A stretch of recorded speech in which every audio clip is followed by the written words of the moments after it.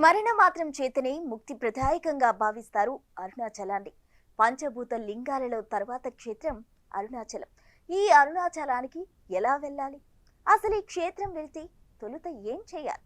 ఈ మధ్యకాలంలో శివ భక్తులను ఇంతటి విశేషంగా అరుణాచలం ఎలా ఆకర్షిస్తోంది? ఇప్పుడు చూద్దాం.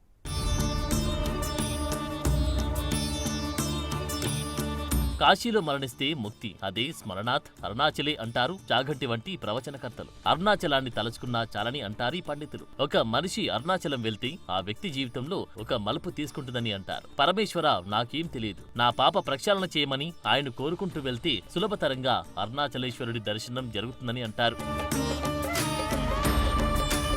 ఎర్రటి కాంతులు కలిగిన పరమశివుడు సర్వమంగళ స్వరూపుడై ఇక్కడ కొలువు తీరాడని, సకల జీవులకు తన కాంతులను ప్రసరింపచేస్తుంటాడని అంటారు. అరుణాచలంలో వివిధ రూపాలతో ఉండే శివుడు ఒకటి ప్రధానాలయంలోని లింగం ప్రధానమైనది కాగా అరుణాచలం కొండ మొత్తం అరుణాచలేశ్వరుడిగా చెబుతారు. ఇది తరతరాలుగా విశ్వసిస్తూ వచ్చిన ఒకానొక నమ్మకం. హిమాలయాల కన్నా పురాతన కొండగా అరుణాచలాన్ని గుర్తించారు భూగర్భ శాస్త్రవేత్తలు. అగ్నితత్వంతో ఒక వెలుగు వెలిగి చల్లారిన పర్వతంగా భావిస్తారు. యుగాలుగా రూపాంతరం చెందుతూ వచ్చిన పర్వత లింగంగా అభివర్ణిస్తారు.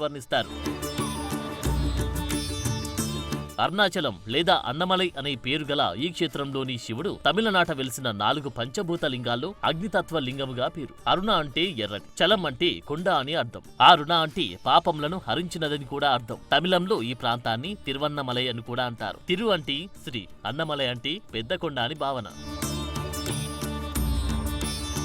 అరుణాచలం ప్రస్తావన ఎన్నో హైందవ పురాణాల్లో కనిపిస్తుంది. ఇది శివుడి ఆజ్ఞ చేత విశ్వకర్మ ద్వారా నిర్మించబడిందిగా చెబుతారు. దీని చుట్టూ అరుణాపురం నిర్మించారని అంటారు. ఇక్కడ జరగాల్సిన పూజా విధానమంతా గౌతమ మహర్షి శివుడాజ్ఞ చేత ఏర్పాటు చేసినట్టుగా చెబుతుంది స్కాంద పురాణంలోని అరుణాచల మహత్యం. మన పండితులు చెప్పినట్టు ఇక్కడి లింగమంతా ఒక ఎత్తు అయితే ఈ అరుణాచల పర్వతం మరొక ఎత్తు. ఈ కొండ మొత్తాన్ని ఒక శివరూపంగా భావిస్తుంటారు. హిమాలయాల్లో కైలాస పర్వతం ఎలాగో సరిగ్గా అలాగే దక్షిణాదిన శివరూపంగా భావించే పర్వతం అరుణాచలేశ్వరం. ఇది జ్యోతిర్లింగాల్లో ఒకటి. రజోలింగం కావడంతో అగ్నిక్షేత్రమని అంటారు. ఈ పర్వతం చుట్టూ ప్రదక్షిణ చేస్తే సాక్షాత్ ఆ పరమేశ్వరుడి చుట్టూ ప్రదక్షిణం చేయడంతో సమానం. రమణ మహర్షి ఈ ఆలయ ప్రస్తావన పదే పదే చేయడం వల్ల కూడా ఈ ఆలయ విశిష్టత మరింతగా ప్రాచుర్యంలోకి వచ్చిందని చెబుతారు. అందుకే ఇక్కడ ప్రతిరోజు వేలాది మంది భక్తులు గిరి ప్రదక్షిణం చేస్తూ కనిపిస్తారు. దానికి తోడు ఈ పర్వతంలోని ఔషధ గుణాలు సైతం ఆరోగ్యపరంగానూ దివ్య ఔషధంగా పనిచేస్తుందని విశ్వసిస్తారు.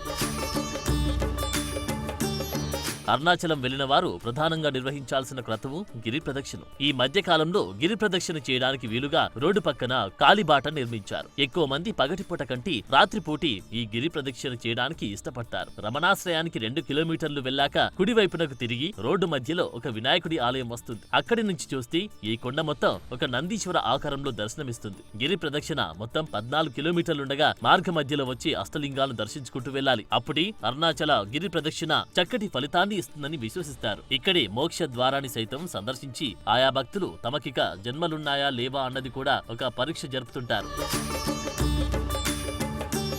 ఈ గిరి ప్రదక్షిణ చెప్పులు లేకుండా చేయాలి. అంతేకాదు ఎక్కువ లగేజ్ ఉండరాదు. ఇక పౌర్ణమి రోజున చేయడం ఉత్తమ ఫలితాన్ని ఇస్తుందని విశ్వసిస్తారు. ఈ ప్రదక్షిణ ఎలాంటి కోరికలు లేకుండా చెయ్యాలని అంటారు. అలాగే చిల్లర తీసుకెళ్లడం మర్చిపోవద్దని కూడా చెప్తారు. గిరి ప్రదక్షిణలో నేర్ శివాలయం ఉంటుంది. దీని అర్థం శిఖరానికి ఎదురుగా ఉన్న శివాలయం అని అర్థం. ఇక్కడి శివాలయ దర్శనం మరవరాదని అంటారు. అంతేకాదు ఇక్కడ నిత్యానంద ఆశ్రయం పక్కనే భక్త కన్నప్ప ఆలయం కూడా ఉంటుంది. తెలుగువారు మర్చిపోకుండా ఈ ఆలయ సందర్శనం చేయాలని చెబుతారు. అరుణగిరి ప్రదక్షిణలో తలపై టోపీ ధరించారు రాదని అంటారు. గిరి ప్రదక్షిణలో తోచినంత దాన ధర్మాలు చేస్తూ పోవడం మంచిదని అంటారు. అన్నదానాలు చేయడం మరింత ఉత్తమంగా చెబుతారు.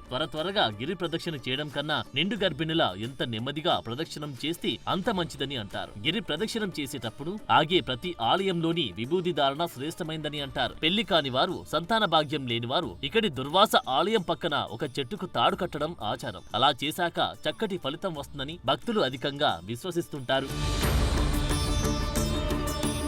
ఇక అరుణాచలంలో గిరి ప్రదక్షిణ మొదలు పెట్టడానికి ముందు తప్పనిసరిగా రాజగోపురం ముందు ఒక దీపం పెట్టాలని అంటారు. స్వామి, నాకు నీవు ఏదిస్తే నేను ఆనందంగా ఉంటాను అదే ప్రసాదించమని కోరుకోవాలని చెబుతారు. ప్రదక్షిణ చేస్తున్నంత సేపు శివ నామస్మరణ చేస్తూ వెళ్తుండగా కనిపించే సాధు సంతులకు తోచిన సాయం చేయమని చెబుతారు. అంతేకాదు ఈ ప్రదక్షిణ ఉదయం 10 లోపు సాయంత్రం 4 గంటల తర్వాత మొదలు పెట్టడం మంచిదని అంటారు. గిరి ప్రదక్షిణ చేసేటప్పుడు ఎడమ వైపుగానే చెయ్యాలంటారు. కారణం దేవతలు, సిద్ధులు అదృశ్య రూపంలో ఈ గిరి ప్రదక్షిణ ప్రదక్షిణ చేస్తుంటారు కాబట్టి ఈ నియమం పాటించాలని అంటారు. అంతేకాదు అరుణాచల క్షేత్రానికి వెళ్ళినప్పుడు ఏ నామాలు స్మరించాలో సాక్షాత్ ఆ పరమేశ్వరుడే నిర్ణయించినట్టు నమ్ముతారు. ఆ నామాలను శివుడు గౌతముడికి చెప్పాడని, ఆ 89 నామాలు ఉచ్చరించాలని అంటారు.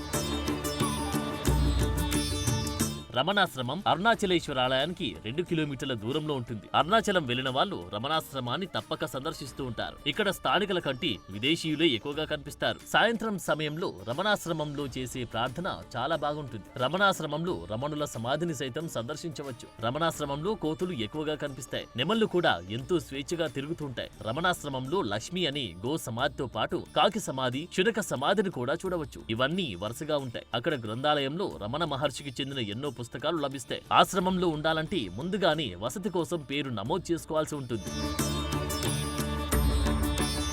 రమణాశ్రమం కంటే ముందే మనకు శేషాద్రి స్వామి ఆశ్రమం కనిపిస్తుంది. శేషాద్రి స్వామి సమాధి కూడా అక్కడే ఉంది. ఇక్కడ ఉండడానికి వసతి గదులుంటాయి. వీటిని ముందుగానే బుక్ చేసుకోవాల్సి ఉంటుంది.